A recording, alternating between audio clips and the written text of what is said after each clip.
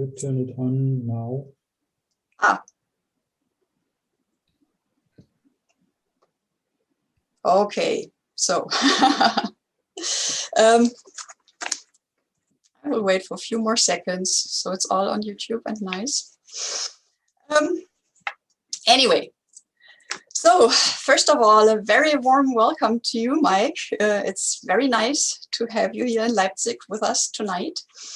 And also hello to everyone who is joining us here in Zoom and also on YouTube, and also who may watch this in the future. So what this is tonight is an event during Leipzig Liest Extra, which is part of the Leipziger Buchmesse. Actually, there's only this online part this year, which is possible. So it is officially hosted by Tropos, the Leibniz Institute for Tropospheric Research, where I work. And it's also co-organized by the Scientists for Future Leipzig and Parents for Future Leipzig. And the latter actually also have a book fair, a climate book fair this week. So everyone who listens to this and is interested, and when it's still end of May 2021, you can check that out and see what is going on there. I'm Heike Wex. I work as a scientist at Tropos, and I'm active at Scientists for Future in Leipzig. And I'm very happy that I could invite Micheal Mann to this book reading for tonight's event. And I don't think I have to say much about him, but I will do that anyway, because I mean, Micheal Mann is, was or still is, I mean, he's a climate scientist. And he got known because at one point early on in his career, he made this comparison of the temperature curve with a hockey stick. And that was so catchy that a lot of climate change deniers actually hated it and put him in the crossfire of a lot of hate and stuff. And he didn't duck away. He just said, okay, I'm going to fight this. And he's also started to write books. And tonight we will hear about his newest books, which is called The Climate War. And the way how we organize this evening is that I will give the floor to him very soon. Then he will read a bit from his book, because after all, this program is called Leipzig Liest. After that, he and I will talk for a little while. I have a few questions that I am curious to ask him. And then we will open up to those people who are in Zoom, and you can ask questions then. Right now you can't really do anything, I know that. But so if you want to ask questions, then you can ask them directly or type them in the chat. But we will see how that is once the first two parts of this evening are over. We are aiming at roughly an hour, maybe it's an hour 15 or something, but we will try not to go over time. So, Mike, a very warm welcome again, and the floor is yours for your reading.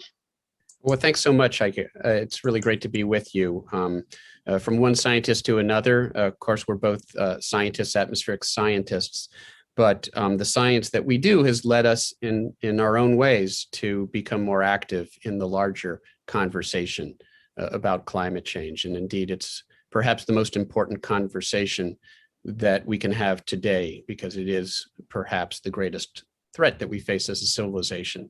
I'm sorry I can't be there in Leipzig. I've always wanted to make it there, and hopefully I will someday. But it's great to be with you virtually, and I'm looking forward to this conversation. I will read from the book for about 10 minutes or so, and then we can get into a conversation, the two of us, and then ultimately open that up to the rest of the group. So thanks so much. Well, let me then begin with an excerpt. I will read a few excerpts from the introduction of the book, and I will take it from there. So there is general scientific agreement that the most likely manner in which mankind is influencing the global climate is through carbon dioxide release from the burning of fossil fuels. There are some potentially catastrophic events that must be considered. Rainfall might get heavier in some regions, and other places might turn to desert. Some countries would have their agricultural output reduced or destroyed. Man has a time window of 5 to 10 years before the need for hard decisions regarding changes in energy strategies might become critical. Once the effects are measurable, they may not be reversible. You might be forgiven for assuming those prophetic words were spoken by Al Gore in the mid-1990s. No, they were the words of fossil fuel giant ExxonMobil senior scientist James Black in recently unearthed internal documents from the 1970s. In the decades since, instead of heeding the wordings of its own scientists, ExxonMobil and other fossil fuel interests waged a public relations campaign contesting the scientific evidence and doing everything in their power to block policies aimed at curbing planet-warming carbon pollution. As a result, our planet has now warmed into the danger zone, and we are not yet taking the measures necessary to avert the largest global crisis we have ever faced.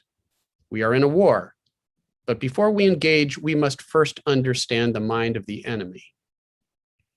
What evolving tactics are the forces of denial and delay employing today in their efforts to stymie climate action? How might we combat this shape-shifting Leviathan? Is it too late? Can we still avert catastrophic global climate change? These are all questions to which we deserve answers, and in the pages ahead, we'll find them. Our story starts nearly a century ago when the original denial and delay playbooks were first written. It turns out the fossil fuel industry learned from the worst. The gun lobby's motto, that guns don't kill people, people kill people, dates back to the 1920s. A textbook example of dangerous deflection. It diverts attention away from the problem of easy access to assault weapons and toward other purported contributors to mass shootings, such as mental illness or media depictions of violence. The tobacco industry took a similar tack, seeking to discredit the linkage between cigarettes and lung cancer, even as its own internal research, dating back to the 1950s, demonstrated the deadly and addictive nature of its product. Doubt is our product, read one of the Brown and Williamson Tobacco Company's internal memos. Finally, we get to the fossil fuel industry, joined by billionaire plutocrats like the Koch brothers, the Mercers, and the Scaifes. Companies such as ExxonMobil funneled billions of dollars into a disinformation campaign, beginning in the late 1980s, working to discredit the science behind human-caused climate change and its linkage with fossil fuel burning. This science denial took precedence even as ExxonMobil's own team of scientists concluded that the impacts of continued fossil fuel use could lead to, quote, devastating climate change impacts. And the scientists were right. Decades later, thanks to that campaign, we are now witnessing the devastating effects of unchecked climate change. We see them playing out in the daily news cycle, on our television screens, and in our social media feeds. Coastal inundation, withering heat waves and droughts, devastating floods, raging wildfires. This is the face of dangerous climate change. It's a face that we increasingly recognize.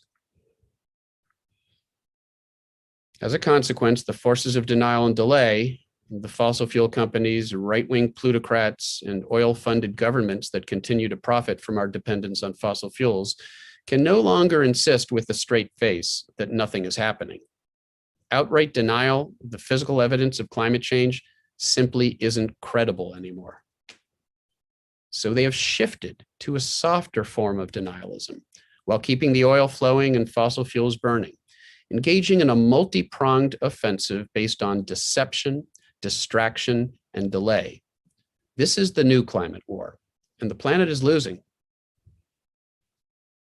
The enemy has masterfully executed a deflection campaign, inspired by those of the gun lobby, the tobacco industry, beverage companies, aimed at shifting responsibility from corporations to individuals.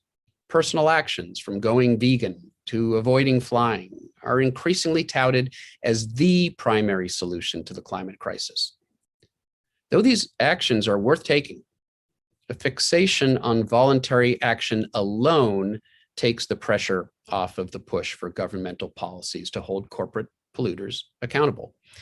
In fact, one recent study suggests that the emphasis on small personal actions can actually undermine support for the substantive climate policies needed. That's quite convenient for fossil fuel companies like ExxonMobil, Shell, and BP, which continue to make record profits every day that we remain, to quote former President George W. Bush, addicted to fossil fuels. It is my intent in this book to share with you what I've learned and to engage you too as a willing soldier in this battle to save our planet from a climate crisis before it is too late. Here's the 4-point battle plan, which I return to at the end of the book.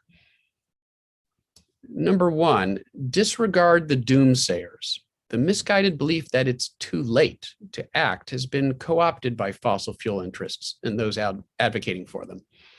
It's just another way of legitimizing business as usual and a continued reliance on fossil fuels.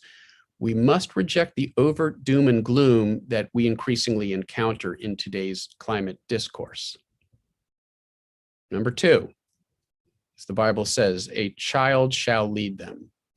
The youngest generation is fighting tooth and nail to save their planet, and there is a moral authority and clarity in their message that none but the most jaded ears can fail to hear. They are the game changers that climate advocates have been waiting for. We should model our actions after theirs and learn from their methods and their idealism. Educate, educate, educate. Number 3.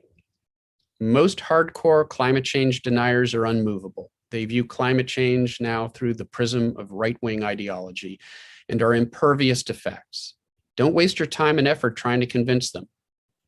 But there are many honest, confused folks out there who are caught in the crossfire, victims of the climate change disinformation campaign. We must help them out. Then they will be in a position to join us in battle. Number 4. Changing the system requires systemic change. The fossil fuel disinformation machine wants to make it about the car you choose to drive, the food you choose to eat, and the lifestyle you choose to live, rather than about the larger system and incentives. We need policies that will incentivize the needed shift away from fossil fuel burning toward a clean, green, global economy. So-called leaders who resist the call for action must be removed from office. In summary, it's easy to become overwhelmed by the scale of the challenge ahead of us. Change is always hard, and we are being asked to make a journey into an unfamiliar future. It is understandable to feel paralyzed with fear at the prospect of our planet's degradation. It's not surprising that anxiety and fear abound when it comes to the climate crisis and our efforts to deal with it. We must understand, though, that the forces of denial and delay are using our fear and anxiety against us, so we remain like deer in the headlights. I have colleagues who have expressed discomfort in framing our predicament as a war. But as I tell them, the surest way to lose a war is to refuse to recognize you're in one in the first place. Whether we like it or not, and though clearly not of our own choosing, that's precisely where we find ourselves when it comes to the industry-funded effort to block action on climate. So we must be brave and find the strength to fight on, channeling that fear and anxiety into motivation and action. The stakes are simply too great. Thank you.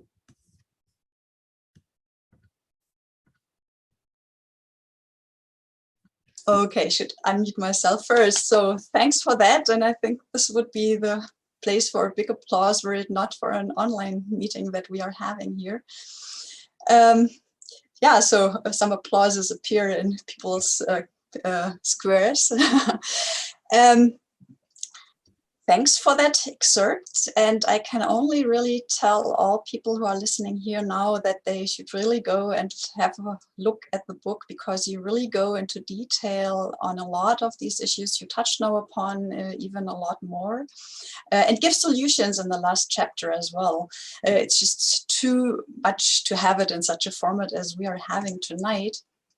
And so I would actually start chatting with you a little bit. And my first question is, or the first topic I would refer to is that you already touch upon it. It's not going to be enough if separate people start changing their lifestyles. That's not going to save us. We have to really get politicians to set the right rules and the boundaries. And I know that a lot of people watching tonight and probably also later are probably people that are active for the climate. And I was wondering if you have an idea on things that are worthwhile doing, or what we could do more, what we should focus on, or maybe also things where you say, yeah, do it, but don't spend too much time on it, because we are also always talking about we move in this bubble. So do you have ideas on that? Oh, you just knew, yeah, okay. Thanks, Heike. It's a great question, and yeah, there's so many things that we can do, and we have to have a nuanced conversation about this issue of individual behavior versus systemic change, collective behavior policy, because too often we frame it as either or, and it's both. We absolutely should all do those things that we can do in our everyday lives that decrease our environmental impact, that decrease our carbon footprint. Many of these things, save us money. They make us healthier. They make us feel better about ourselves. They set a good example for other people. So do all those things that you can do yourself. But a major part of it is speaking about the climate crisis, making sure it's part of our daily conversation, voting, participating in marches and demonstrations, joining organizations, non-governmental organizations that promote climate action. There are so many things that we can do to help motivate the collective action that we need to see. And often, when we do take individual action, it sort of leads us down this path of engagement. Even the small things, the baby steps, recycling, buying a more fuel efficient vehicle, what have you, it engages us. So there's evidence, there's research that suggests that it does take us down a path of greater engagement. So that's important.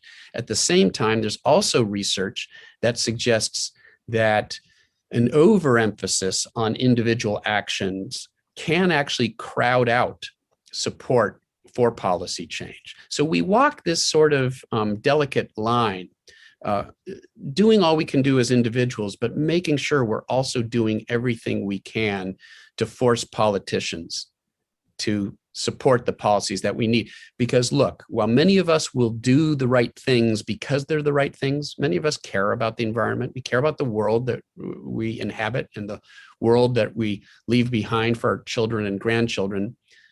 But not everybody thinks like us. There are a lot of people, who are driven, for example, substantially by the financial bottom line. And so we need policies that lead everybody to make climate-friendly choices, not just the people who are already engaged. Then, finally, as I said, we need to elect politicians who are willing to do something about the climate crisis, and we need to vote out those who won't. The fact is that we can't, as individuals, impose a price on carbon or subsidies for renewables, or, as in Germany, a feed-in tariff, or blocking new fossil fuel infrastructure. There are all these things that only our elected, policymakers can do, and we need to hold them accountable, and we need to hold the fossil fuel industry accountable. And this is something we can get into because, as many of our listeners are probably aware, there are a number of remarkable developments just over the last 24 hours when it comes to the role of the fossil fuel industry and the role of us in forcing their hand. Yeah, you probably referred to Shell losing that one court case in the Netherlands. That's just one of three developments yesterday in that regard, but that was a big one. That was a big one. Yeah, as was the Bundesverfassungsgerichtsurteil. I can't say that in English, but you know what I mean. A few weeks back, yeah. Oh yes, yeah.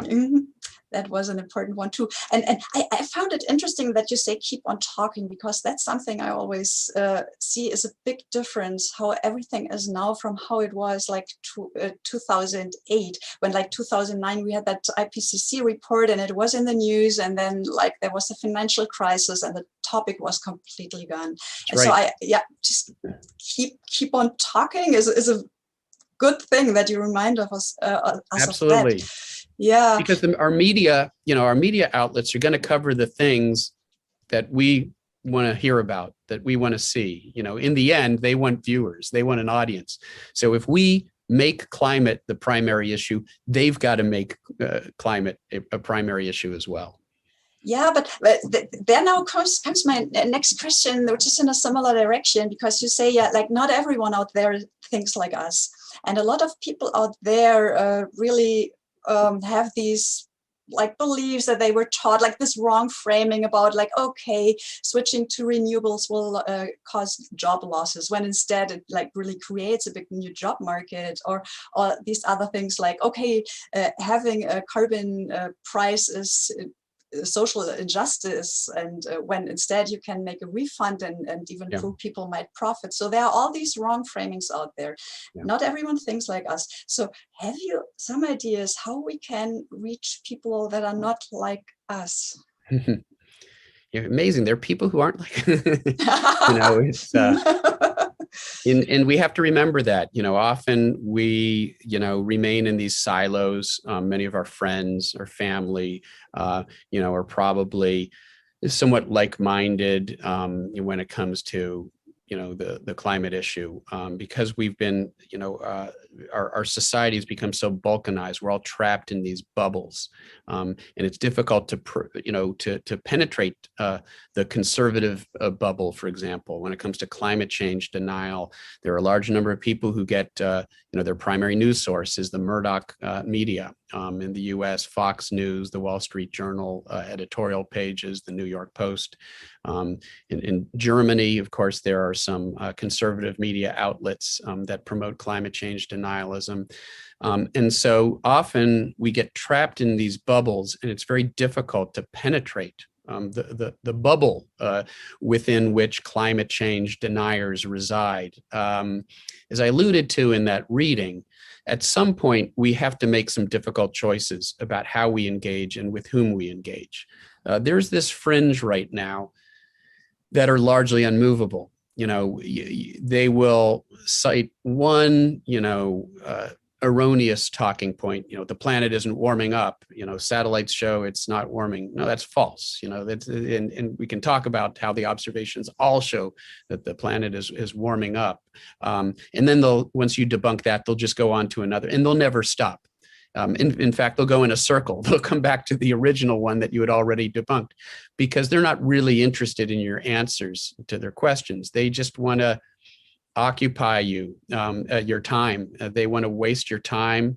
They enjoy, owning the libs, as they sometimes say here in the U.S. Just being problematic, being difficult. They enjoy that, and frustrating, environmental advocates. They actually enjoy doing that. So they're happy to debate with you, but they're not going to change their views, and they're probably not going to become engaged. But there's so many other people in the middle who are confused because they're hearing the rhetoric from the other side. They don't know what to make of it. They're not convinced yet that this really is the crisis that it is. And with a little bit of effort, we can move them from that confused, disengaged category into the engaged. And so for me, that's the sweet spot of many of our efforts, not the hardcore climate change deniers. In the US, the polling suggests they're only about 9% of the population. They have this huge voice because of the megaphone of conservative media. They have a voice that's out of proportion with their numbers, but they're really less than 10% of the public. Don't waste your time and effort on those folks. You're not going to change their mind in general. But there's so many people who are confused or who know it's a problem, but they don't really think we can do anything about it. There's so much room for movement there. And we all play a different role. I think this is part of your question as well. You know, there are a variety of trusted messengers, and Osden, who's here in the audience, has an amazing audience as a broadcast meteorologist. He's sort of a trusted voice. He may be the one scientist that many people know, and he's there in their living room every day. And it's so important to have folks like Osden out there who have that platform and have the gravitas. This is somebody we trust. They help you plan your daily,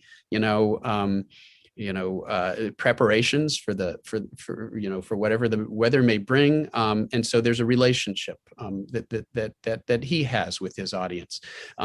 There are people who are ideological conservatives, evangelical Christians who are climate activists and climate advocates, and they are very good messengers. With some of those conservative groups.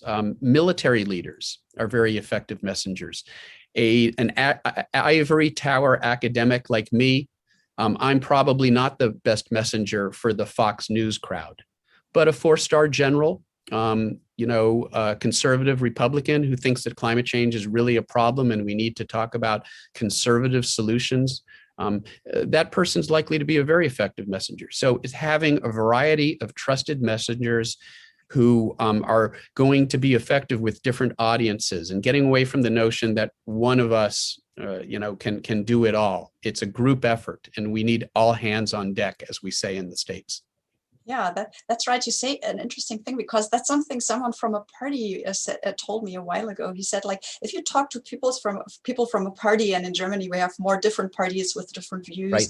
Right. But then he said, use their language and talk to them with things they want. So if the party is like pro-industry, tell them about the efforts that are positive for industrial developments and stuff. Absolutely. Right? And all these things. That's right. So and leaving the ivory tower, I also think we all learned the hard way that adding more detail to climate models or results isn't really helping anything here. What, that new parameterization of convection didn't convince the skeptics? I was sure it would. Yeah. That's something that okay, now we start chatting, but anyway, I'll add that, because when I'm a scientist for future, I never talk about the stuff that I do in my work. That's really, there's a division line, which I find quite interesting. So maybe as that now fits just to the topic, I mean, because in the book you also talk, first of all, I love the titles of your different chapters. They are great. and hopefully they translate well. Matthias and company did a really good job in translating the book into German. So I think they translate pretty well even into German. That could be, however, I only know the English version. I have the German one, but I haven't really read that thoroughly. But anyway, so the question, I'm just not, this is maybe a short answer, because this one is, the chapter I'm referring to now is the non-solution solutions. And in it, you quite nicely show how all these things, like, there's going to be a technology that's going to save us. No, that's not going to happen. And nuclear energy is not the solution. We are getting out of that in Germany right now. Sure, and you nicely show why it's not a solution, or that reforestation won't really be sufficient. You also it won't be sufficient. There are things that we can do that'll help. They'll help, but they can't be our primary. They won't solution. Save us if we only do them alone. And you also talk about geoengineering, and now that's kind of the field I'm not working in geoengineering, but I mean the solar radiation management stuff touches on what I work in my daily scientist life, and there's the carbon dioxide removal part. Please, a short question, but do you think that research on these geoengineering technologies should be done at all? So I do actually think that the basic research, and I'm talking about modeling, I'm not talking about field campaigns where people are starting to implement some of these crazy, almost sci-fi like schemes. To me, that's a dangerous road to go down. But using the theoretical models that we have spent so many years developing and creating, they're this amazing tool that we have. And we can use those tools to investigate the impacts of certain interventions, certain geoengineering interventions. And as you say, there's this solar radiation management. The supporters of the technology have been very effective in in sort of controlling the language in a way that's favorable to them. Because solar radiation management sounds like, hey, we can just turn the sun, it's a knob, and we can turn it up or turn it down a little. And that's not what's going on. We don't have our hands on that control knob. What they're talking about is shooting sulfur dioxide based particles into the stratosphere to mimic what a large volcanic eruption does, but injecting far more of it into the atmosphere and doing it on a sustained basis. And many of the experiments that have been done, for example, my good friend and colleague Alan Roebuck of Rutgers University is one of the leaders in the scientific community when it comes to using climate models that resolve the atmospheric chemistry as well as the atmospheric dynamics to investigate how the global climate might respond if we were to do something like that. And he had a wonderful article, I think he's updated it, but a few years ago it was for the Bulletin of the Atomic Scientists, as I recall. And it was, the title was something like 20 Reasons Not to Do Geoengineering, all the things that could go wrong with this particular scheme. And we really are talking about the principle of unintended consequences. We're playing around with a system we don't understand perfectly. And it's the only plan, there is no planet B. We screw this one up. And that's it. And so the principle of precaution must prevail here. And many of these schemes don't pass this very basic test. In the medical profession, there is an oath that doctors make that is, first, do no harm. Above all else, do no harm. And to me, many of these geoengineering schemes violate our planetary obligation, our planetary oath to first do no harm. When we know how to solve this problem at source, is stopping putting more carbon pollution into the atmosphere. It's not that difficult. That's what we need to do. So thanks for that answer. So in short, you say, modeling, yes, no experiments. And for the carbon removal net technologies, I would refer now the people to your book because you go into detail with what is and isn't possible in that. Sorry for that more scientific detour that we took right now. I would actually come back to one thing that I'm a bit concerned about, because you do describe in the book nicely how there are division lines drawn into groups, like either between different groups of active people or even within one group that then splits up and people maybe don't talk with the others anymore or stuff, based on the thing that people in these groups or the different groups may have different beliefs or different knowledge also. And I mean, this is one thing that I'm a bit concerned about, because for a lot of people active for climate, we do feel a great urgency, and you have that nice sentence also, there is urgency, but there's also agency, so we can do things, yes. So and I love that sentence. I will quote you more often on that in my life. But so as we feel that urgency, we also think we want to do something. We definitely want something. And then we have our beliefs and our knowledge. Not everyone knows everything. And some of the details are really difficult to understand. Even, I mean, there are I always say I know the problem, but I don't know the solution. Me too. There are things, when it comes to energy systems, I still have a lot to learn. Like batteries, I spend my evenings now going to talks or reading or stuff to learn about other things, but that not everyone can be on the same page. And none of us can know everything that's relevant. Absolutely. That's right. But that is at the bottom line of these rifts that can form. And do you have a good solution how, when these rifts start forming or may already be there? I mean, one example that you have is that you more often even mention in the book is like on the carbon pricing, where the very left people say, oh, this is bad for poor people.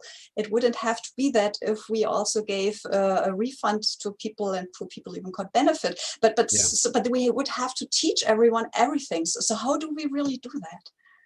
Yeah, well, it's a great point, right? None of us can, first of all, have the answers to all of the relevant questions. This is a group effort, and it will always have to be a group effort. I mean, we are talking about tackling the greatest challenge we have faced as a civilization. How is it possible that one person can one person can't do that? And we live in a society where, and I think it's part of our sort of evolutionary nature to look for leaders, to look for individuals, saviors, people who can solve all of our problems for us. It's just part of the way we are, and it's part of our evolutionary heritage to look for that. And the problem is that, as often as you are, more often than not, those that we might think of as prophets turn out to be false prophets, or they're mostly working for profits. I'm not sure this translates in German, the play on words there, but for example, Bill Gates has a book out on climate change. It came out around the same time as my book, and he has a huge platform around the world. When you're a billionaire, you've got a huge platform that you can take advantage of, and he's been very effective at getting his message out there. But I believe that his prescription is the wrong one, and I've explained that. I've written a number of commentaries now. It's a very technocratic prescription that downplays the role of politics, that downplays the role that existing renewable energy technology can play today, and instead plays up some of these dangerous technologies, nuclear, geoengineering.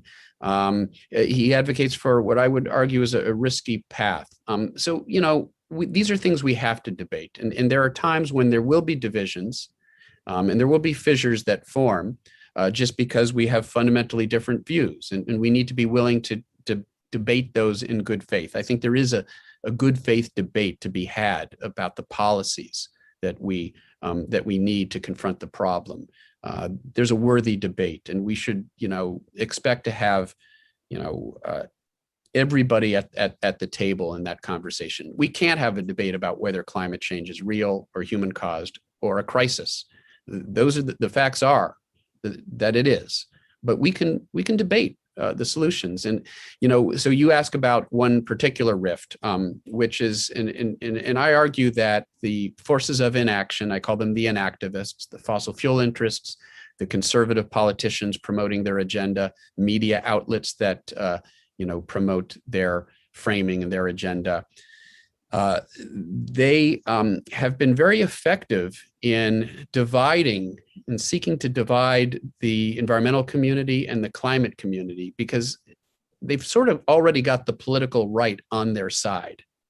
If they can somehow peel away even some of the political left, that's a huge victory for them.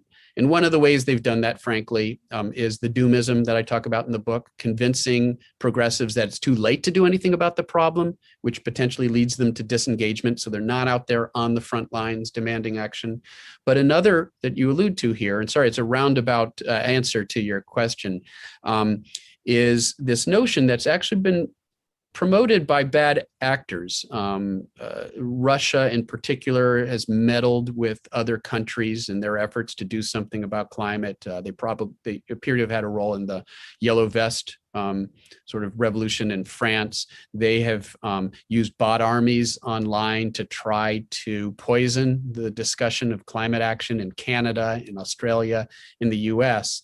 And one of the things that they've done is to try to weaponize some progressives by convincing them that carbon pricing, which is one of the most important tools that we have to attack this problem. And there are lots of different ways of doing carbon pricing, and we could have a whole conversation about that. But putting a price on carbon is one very important tool. It's not the only tool, but it's an important one. And they've tried to take that off the table by convincing environmental progressives that carbon pricing is somehow inconsistent with basic issues of cultural and racial justice. And as you alluded to, that isn't true. If you look at places where it's been implemented, in Canada, in Australia, before the conservative government got rid of it, it had made a real difference. It had cut carbon emissions by 10% in the first 9 months in Australia. And low-income earners actually benefited because the revenue that was taken in through their what they called an emissions trading scheme, sort of like a carbon tax, not exactly, somewhere between a carbon tax and cap and trade. But the price on carbon, the emissions trading scheme, actually ended up benefiting low-income earners. They actually gained because of the progressive return of revenue to low-income people. And we can do that elsewhere. We can make sure that frontline communities, that low-income earners and families are not penalized, because let's recognize those with the least resources suffer the greatest consequences. They have the least resilience, the least adaptive capacity. And so I believe that carbon pricing is an important tool, but it absolutely has to be implemented in a way that is progressive, that is not regressive. That's my view. We can debate that. I'm sure that there's some, there are some conservative climate advocates. There's some Republicans who argue for climate action, and they probably would argue for a less progressive tax structure. But let's have that argument. Let's have that debate. I mean, this is a new thing anyway, that I think people are more talking about content than about is there climate change or not. So that is a big change in the last 1 or 2 years that I'm seeing. Yeah. And the stuff about the bots, I mean, when I read that in your book, I was like, wow, no, not possible. But then now you might have heard about that Annalena Baerbock, like from the Green Party. I mean, she got announced to be a possible chancellor should the Green Party win. And shortly after that announcement, and she wants to not finish that gas pipeline that is just now being built in the Baltic Sea. And it seems that she was really attacked by bots. I mean, I was like, wow. And I have to admit, when I read the title of your book, like the word war, that didn't resonate well with me, but I start to understand more and more what you mean the more I watch different things. Yeah, I hear you. Yeah, but I have also looked at the clock, at the watch, whatever, the time. So, and we have talked so long, and I have so many more questions, but I think it's quite unfair if I do everything. And I would actually think that we should open this up now to people outside there. And while you are doing that, I would ask one last question. And I know that like 2 colleagues of mine, sorry if I steal your question now, but it was mine as well. I mean, you do talk about doomism a lot and how thinking that it's too late already is the certain way into doom.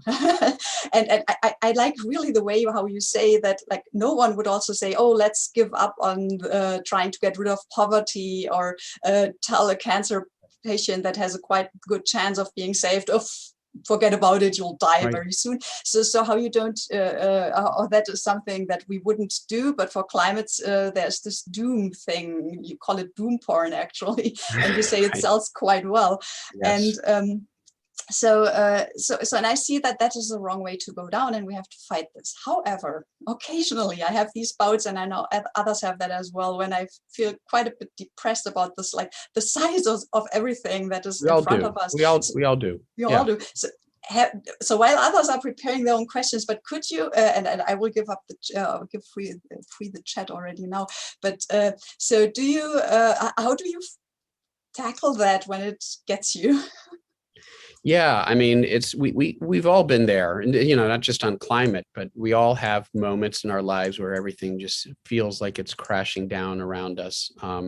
And those are the times when I think we need to think about what is it that we value? What is most important to us?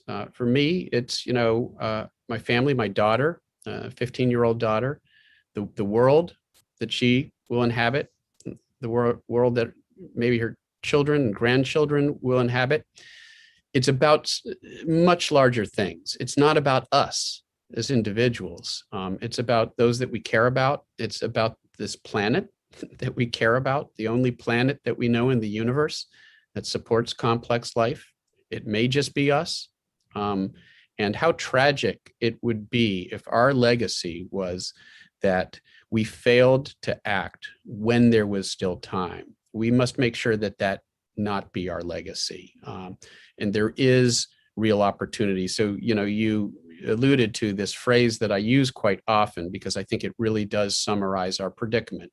Urgency, no question, there is urgency. We're seeing devastating impacts play out now, but there is agency as well. There is still time to make sure that our legacy is that we recognized this problem and we acted in time and we left behind a livable planet and a brighter future for our children and grandchildren. Let that be our legacy.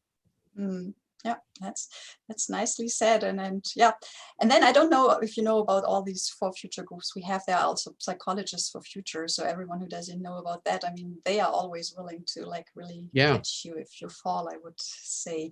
So there are 2 raised hands now. And as said, I now opened up the chat, so you all should be able to type now, and you could also probably unmute yourself and show yourself if you wanted to. So but if you show yourself, you will be on the screen, on the recording. You will be seen in the YouTube as well. So you should be aware of that. So first I saw Jan's hand rising. So I would ask you to ask your question. So yes, thanks. Thanks a lot, Michael Mann. Pleasure to be here. So I had the question from Jens on a YouTube channel. And it's like, he's also thanking you for your great work. And do you think it's worthwhile focusing on convincing people or should an alliance of the willing move ahead? So I think he refers to disinformation or climate denial. And I will take the opportunity to ask also a question from myself. Yeah. In a world without disinformation, so if we were taking the same world without disinformation from the Murdoch media, the Russians, you know what I mean. How far would we be with climate action, in your opinion? Thanks a lot.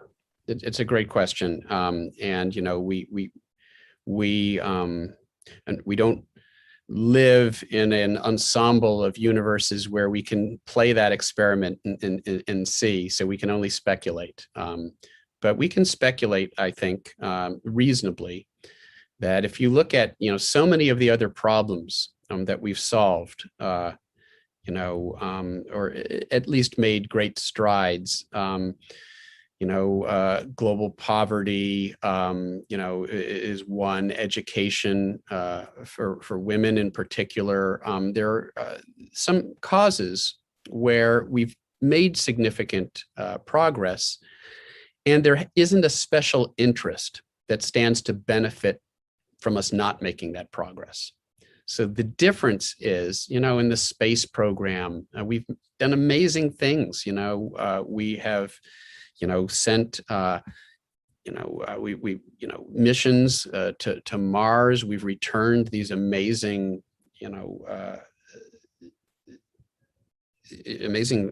video, information. We've measured the composition of soils, the Martian soils. We've done all of these amazing things. When we put our mind to it, when we all join together, there's seemingly no limit to what we can accomplish. It's when accomplishing the task proves to be inconvenient for a very powerful special interest. When we encounter these challenges. So I have no doubt that if there wasn't an industry that made record profits off our addiction to fossil fuels, we would have solved this problem more than a half century ago. Already in the 1950s, there was substantial enough scientific evidence that we were causing climate change and that it could be problematic. As we saw by the early 1980s, ExxonMobil's own scientists secretly had concluded that the impacts of climate change could be catastrophic. That was ExxonMobil's own scientists in the early 1980s. So if their scientists knew that we were headed on this catastrophic course, how can it be anything other than the fact that ExxonMobil instead buried that report, fired that division, and spent tens of millions of dollars in a massive disinformation campaign to convince the public that the science was unreliable and that there was no problem? I think we would have acted many decades ago, and we would have had a much easier time of it. You know, what decades of inaction have now bought us is a much steeper trip down this slope of our declining carbon emissions. We've got to, you know, bring our carbon emissions down by a factor of 2 now within a decade to prevent planetary warming of more than 1.5 degrees Celsius. If you're a skier, if we had acted 50 years ago, we'd have a bunny slope. It would be one of those simple green slopes at the ski, at the ski run that everybody can do. Instead, we've now got a black double diamond slope that we've got to go down. It's going to be much greater challenge because of decades of inaction bought by a disinformation campaign. So the answer is, yeah, if not for the fossil fuel industry and conservative media and politicians promoting their agenda, there's no doubt in my mind that we would have solved this problem decades ago. Yeah, so there are 2 more questions here, and there's also an Etherpad that we started at the beginning. There were a lot of questions actually assembled. So I would now take the next hand from here, and after that I would read one from the pad and then come back. So now it would be Peter Höppe, whom I would ask to ask his question. Yeah, thank you very much, Micheal, for sharing your time with us. My name is Peter. I'm a geologist. I've worked quite some time for Munich Re, analyzing disaster risk trends, natural disasters, and I'm the chair of the Munich Climate Insurance Initiative, which is a non-profit organization looking for solutions for developing countries to better adapt. My question to you is the climate justice thing. You have addressed already in 1 or 2 sentences that the polluters are not affected most. It's the ones who have not contributed to the problem. Yeah. Living in developing countries, in the subtropics and the tropics, and having a hard time to make a living and to get enough food. So in 2009, the climate community, the rich countries, have promised to provide $100 billion by this starting this year, 2020. They have confirmed this in 2015. But they have broken that promise. What's your plan, or do you have an idea how we can organize some more fairness? Certainly, first, more ambitious reductions of greenhouse gas emissions would be the first thing, but we have to adapt anyway to the non-avoidable consequences of climate change.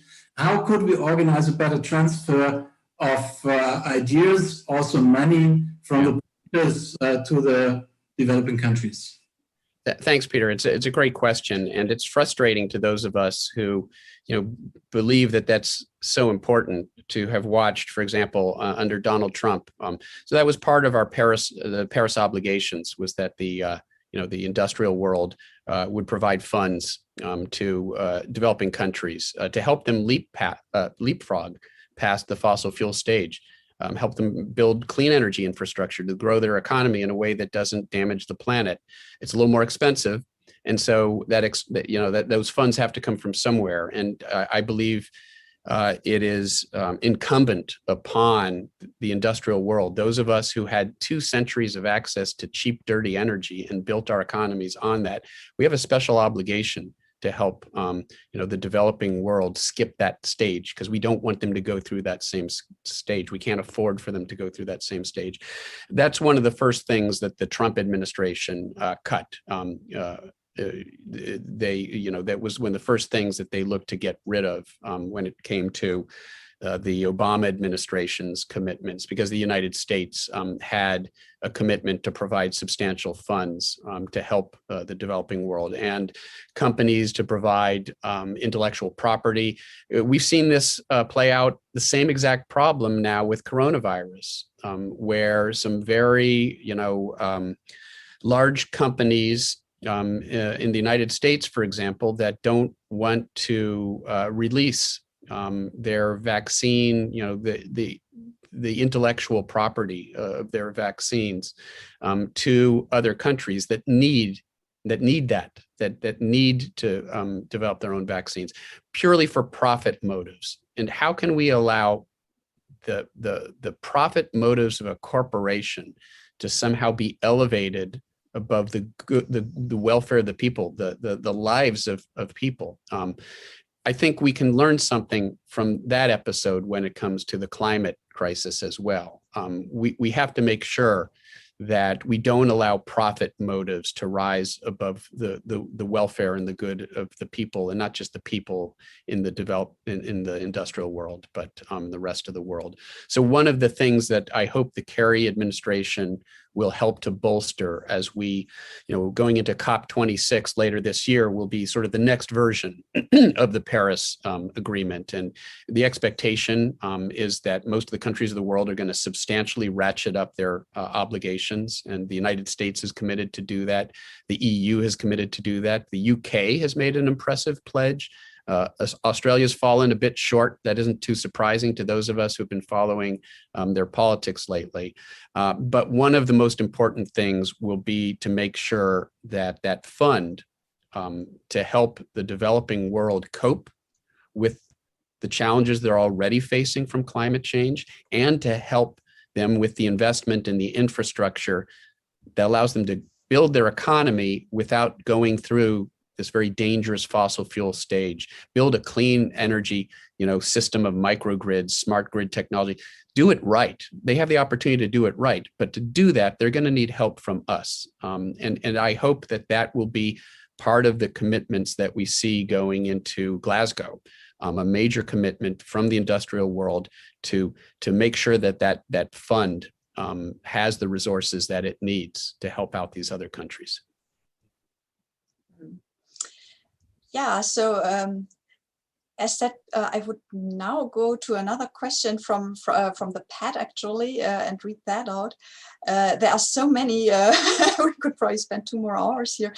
So I grabbed that because, you do know that we have elections in Germany upcoming in September. I already mentioned that there are these attacks on the German Green Party starting also from the outside. So that was another question here. And I think your answer would be yes, that's similar to like attacks from the outside that you saw in the last 2 US elections. Well, the thing about European politics and Germany in particular, it's so shifted in the progressive direction relative to US politics. It doesn't feel like that if you live here. Well, it may not, but that nominal conservatives like Angela Merkel can be major supporters of climate action.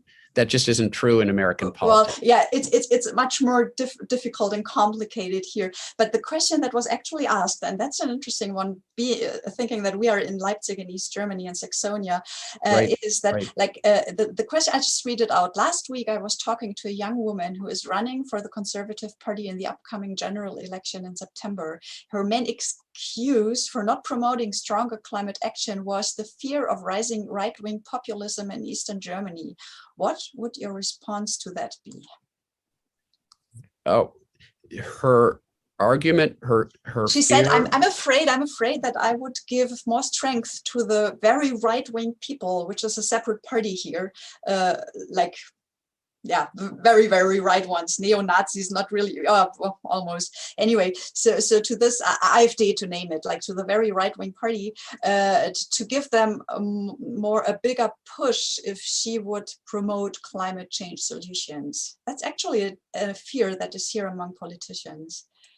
So, it must be more subtle when expressed in German, because in English it sounds downright silly. I'm being glib, and I'm being a bit lighthearted about it. But that is a very dangerous road to go down, right? It's, we don't want to anger the conservatives. We've seen that in American politics. We've seen that from moderate conservatives, for example, right now with the phenomenon, which is unique, the Trumpism in a sense. There have been, there have been fascist regimes in other countries, but Trump, there's something about Trumpism that is a bit uniquely American. And the fact is that you have moderate conservatives today who will say, well, we don't want to speak out against, these views, against what Trump advocates, or Trump-like politicians now that are trying to occupy the niche that he occupied. Oh, we don't want to bolster them. So we don't want to agitate them. That is a very dangerous road to go down. Where does it lead you? I think it leads to fascism. I think it leads to, the sorts of, political disasters we've seen play out in history, in past decades. So you have to speak truth to power. You have to speak out for what is right, and call out, villainy, and call out, because if you don't, then your silence becomes support. Silence it ends up enabling those. So no, I don't think that's a legitimate argument. I think that this is the greatest challenge we face as a civilization, and any serious politician has to be willing to say that and to promote policies to deal with it. And if they're not, they don't deserve to be in office. Yeah. And one could answer that politician who said that. I mean, if you always do what these right-wing people, very right-wing people want, I mean, where does that lead? To where they want to be, right? Right, exactly. Yeah. Right, that's a point. Yeah. So I would ask Sebastian now to ask his questions. Hello. Yes. Michael, thank you very much for the talk so far. Thank you. My question is, there's a lot of emphasis on energy sector change. And like in the news, we hear talks about like ideas to retrain fossil fuel workers to work in the renewable sector and things like that. I grew up in Missouri, in rural Missouri, like in the center of the US. I was going to guess it wasn't Leipzig, where you grew up. But I don't hear enough discussion either, on social media or in the news about agriculture. And it's a stickier thing, I think, because of, meat versus not meat and things like that. But given that farmers often, especially small farmers, stand to be most affected by climate change, more affected often than us in like cushy urban areas. Yeah. But they often align conservative, and they often are very dismissive of climate action or the even concept. So I was wondering, and there's also, there's misinformation there about like, of course, how powerful regenerative agriculture could be. Like, oh, if we just, we can use cows to solve the whole problem. Right. So I was wondering what your thoughts are on the ag sector versus like the energy sector, about engaging individual farmers that are your friends, or engaging big company things. Yeah. No, thanks. Great question. And it can be fraught politics when you deal with ranchers and farmers and who tend to be in rural regions. They have been impacted by the prevailing politics, the red state politics, which have been, in the past, the denial that climate change is even real. There are some interesting things that we've seen happen in that regard. When Texas and Oklahoma suffered this record drought and heat wave back in 2010, summer 2010, I believe they lost 25% of their cattle, so it was devastating to ranchers in Texas and Oklahoma and farmers. And shortly thereafter, I was actually visiting at Texas A&M University, which is a land grant institution. And so they have a lot of folks there who actually advise and reach out and deal with, people, boots on the ground, actual farmers and ranchers, and basically try to take the knowledge of the institution and to help them confront the challenges that they face. And they were coming, and I talked to some of those folks, and they said, these folks get it now. They've seen climate change. They have a rich enough sort of cultural traditions. Sometimes, there's many generations of farmers in the family.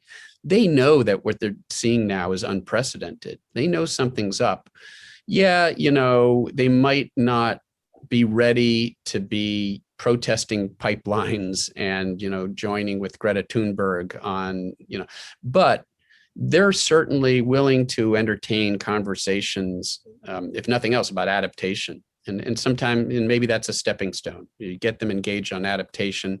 That helps lead them down a path where they start to, well, okay, we realize now that there is some limited adaptive capacity. And, and there's some amount of change beyond which we can't adapt to this. It eventually has to lead to a conversation about mitigation.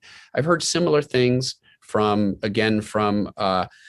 ag folks, from land grant institutions in like Montana State University, where they have a very strong outreach program there as well. And their sense is that there is movement. And so if their leadership, right, the problem is they still tune into those conservative news programs, and there are certain opinion leaders that they follow and they trust. And so until those people change their messaging, it's going to be difficult for them to choose to sort of stray off the farm, as it were, depart from the orthodoxy of their tribe, which up to now has been the denial of climate change, if not as a reality, at least as a crisis.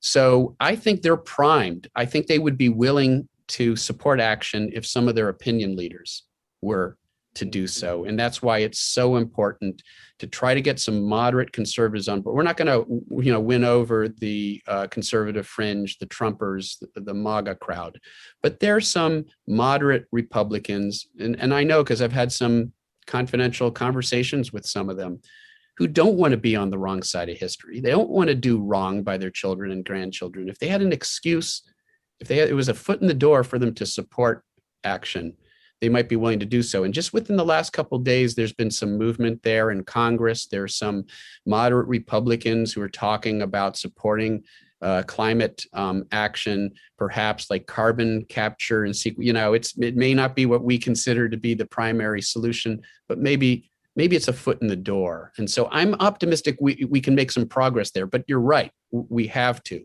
And of course, agriculture, farming does play an important role in climate mitigation, in carbon burial. The Biden administration, to their credit, among their executive actions that they announced a few months ago on climate, is a major program to provide resources for, to help farmers engage in carbon friendlier actions. And so they are certainly reaching out to those constituencies, but they're going to need some help as well at the state level. And again, from sort of thought leaders and opinion leaders within their peer group. Mm-hmm. Yeah, okay, another question. You have another question. Well, just that, and also like, if you have any thoughts on speaking to your family, because I feel you mentioned that maybe your family would be a bubble that is similar to you, but I know many people that's not the case. Like myself, I have a very conservative family, so either just peer to peer, like talking in your family, or as a climate scientist, I think your credibility goes the least far among your family. That's right. So I don't know if you have any thoughts on that. Yeah, thanks. It's a great point, and it is a reality. I was a little glib in saying, that all these people around us think like us. They don't, and we all have. I mean, come on, we all have that at Thanksgiving. We've all got that one uncle who comes to Thanksgiving armed with, Fox News talking points, and I mean, we've all been there. A particularly interesting example of that is my good friend and an amazing climate scientist and communicator, Catherine Hayhoe, from Texas, who is an evangelical Christian from Texas and a climate scientist, and is very effective in speaking with conservative audiences because she has some conservative street cred. Her husband is, I believe, a preacher and was was a climate change denier. So that's an interesting family dynamic, and I believe they've both written about that dynamic and the progress that they obviously ultimately made. So one of the things that, and there was a study, and I actually think Catherine might have been a co-author on this study, that actually looked at like who are the most effective messengers within a peer group, within a family group, what have you. And one of the things they found was extremely effective were young daughters speaking to their conservative fathers, that can be a very transformative interaction. Now, it doesn't mean that we want to, create this army of Manchurian daughters, who are executing this master plan.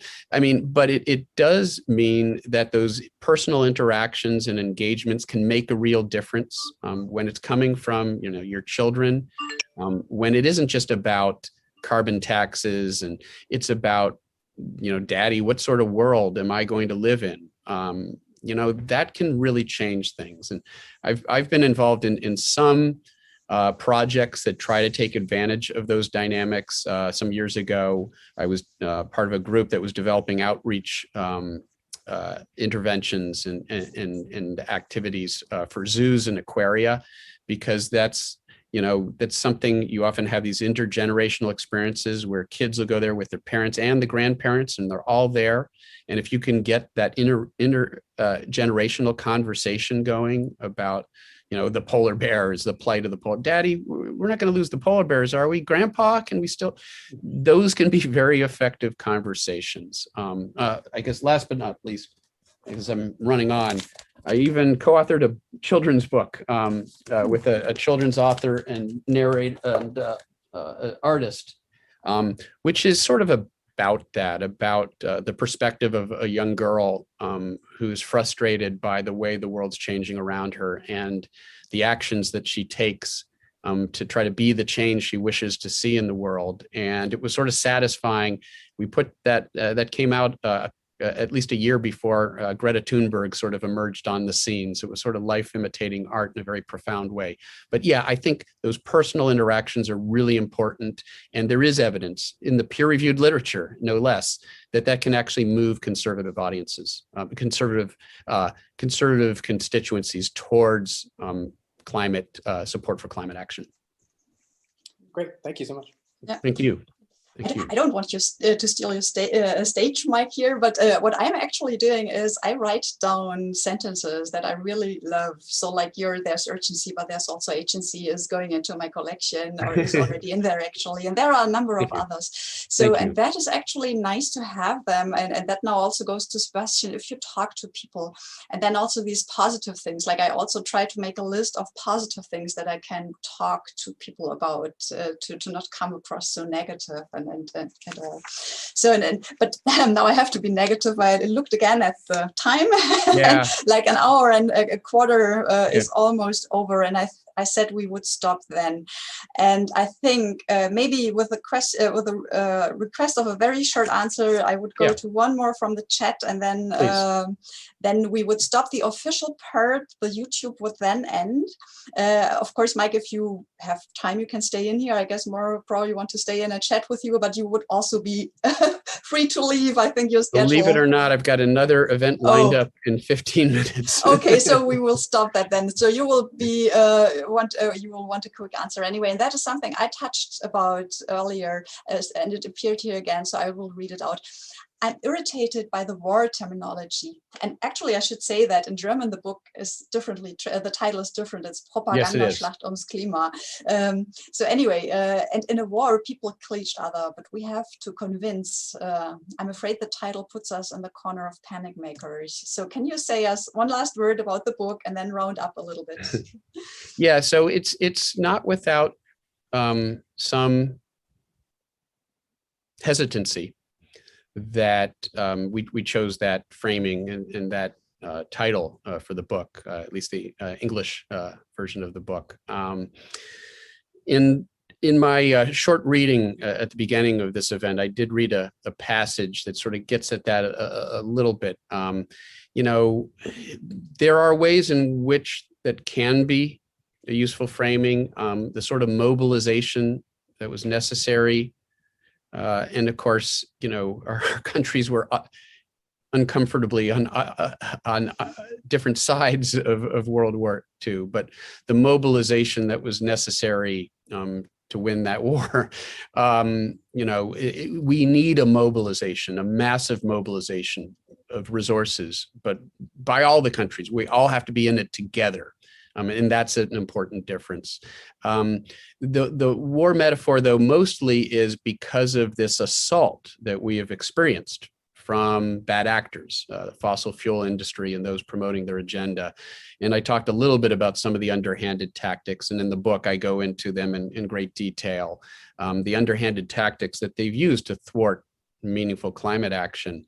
It is an act of villainy on their part. It literally does threaten our entire future, the future of this planet for our children and grandchildren, purely for the short-term profit motives of a small number of investors. And that's deeply immoral. And whether we like it or not, we're in a war. There are these actors, bad actors, who are doing everything within their power to prevent us from going down a sustainable path.